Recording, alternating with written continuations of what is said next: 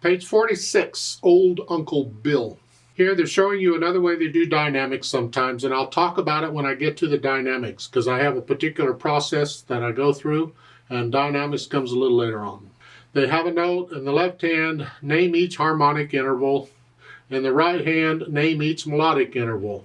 Remember, melodic and harmonic. Melodic is one note after another, and a harmonic is when it's the same time. So in the right hand, this first measure, those are all melodic intervals. So here to here, that's a third. That's a third. That's a fourth. So you got a third, and then a third, and then a fourth, and then a third, second, second, second. So you just go through and name them. It's a good exercise because you really need to be comfortable with the intervals. In the left hand, they're harmonic intervals because you're playing them at the same time. And when you see them squished together like that, you know it's a second. And then at the end of the line, you got thirds. They're both on spaces. And then second line, you got a fourth. Yeah, you got that. Let's go through this routine for learning a piece of music and see what we can do here. I look it over, I see it's 2 lines long with a repeat sign, so it's 4 lines long, but I got 2 lines to learn. Treble and bass clef, 3/4 time signature. I see quarter notes and dotted half notes and quarter rests. Okay. Now because the hands are playing at the same time, I'm going to take it one hand at a time. This right hand is here. 1, 2, 3, 1, 2, 3, 1, 2. So much for the right hand. Left hand, you got these things.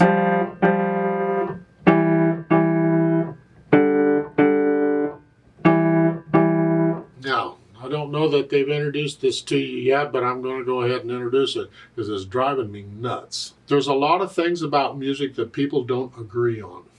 A lot of things. Almost everything. Never have. Probably never will. Not important. You do whatever your teacher's telling you to do while you study under them. And another teacher might tell you something completely different. That's fine. Just do what they tell you to do as long as you study under them. Well, I'm going to give you my spiel on it. I'm going to introduce you to a term called a chord. A chord, depending on who you ask, is either 2 or more notes or 3 or more notes at the same time. To me, a chord is anytime I can hear harmony. All these intervals, those are chords. This, to me, that's a chord because I can hear both of those notes in my head, even though I just play them one at a time. These things, those are chords. I'm playing it. Some people would say, you know, it's only 2 notes, it's not a chord. Go away. I disagree.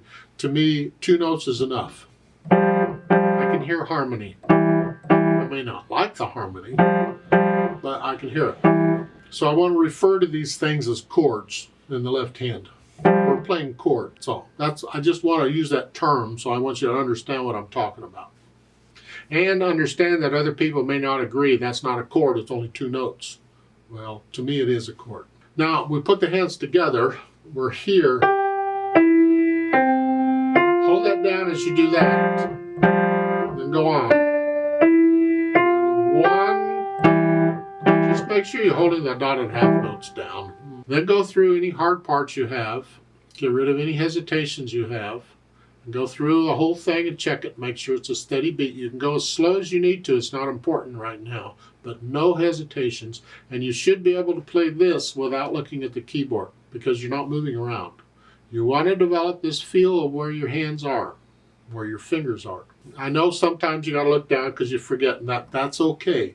Just try and keep your eyes on the music as best you can. Then once I have that, I think about the articulation. Here they put in the slurs.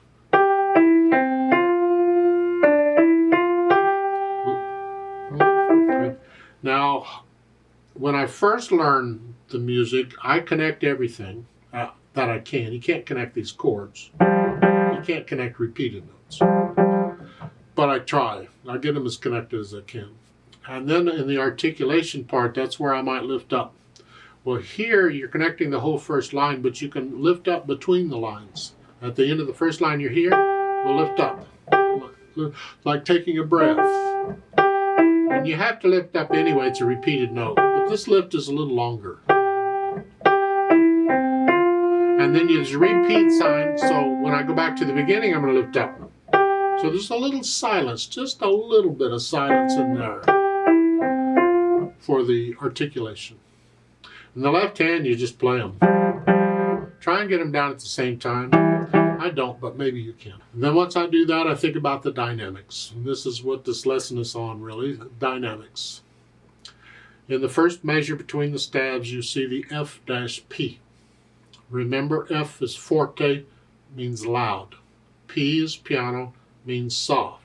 And you're thinking, well, why don't they make up their mind?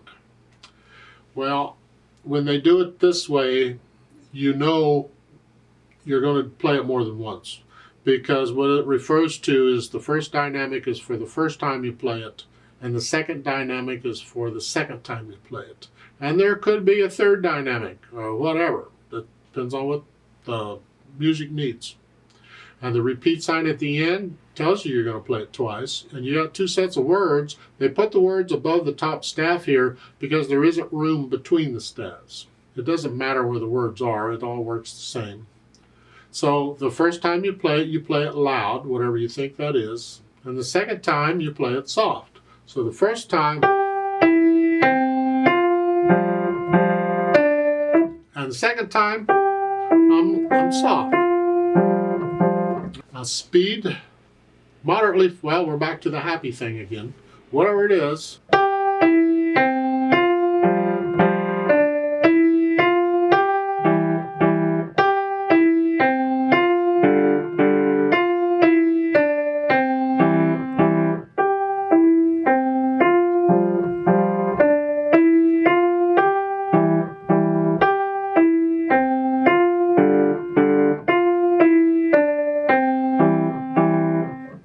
Something like that.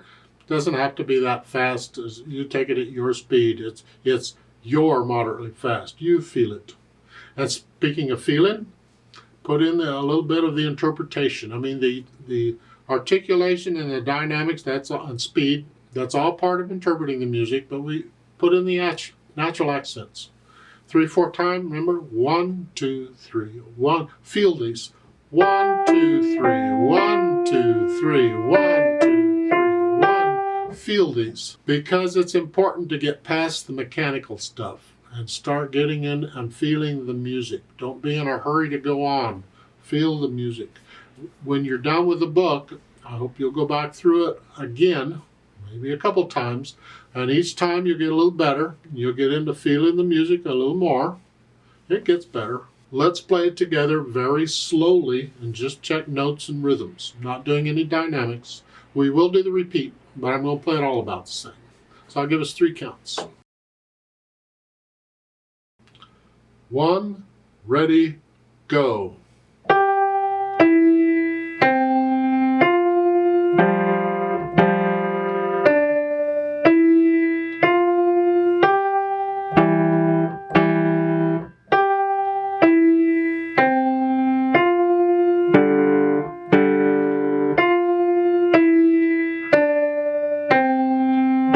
Repeat.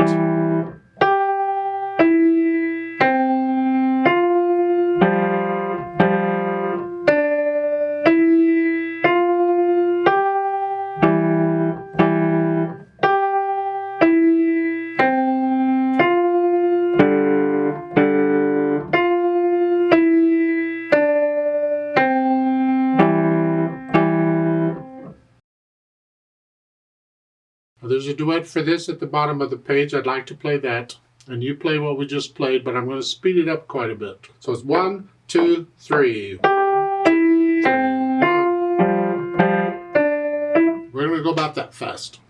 So make sure you can play it that fast with no hesitations or the duet won't work.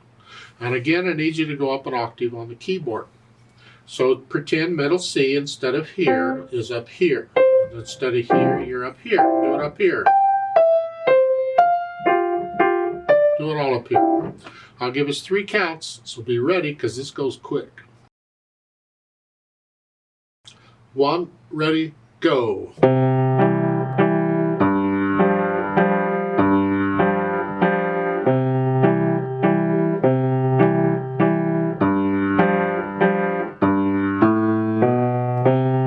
8.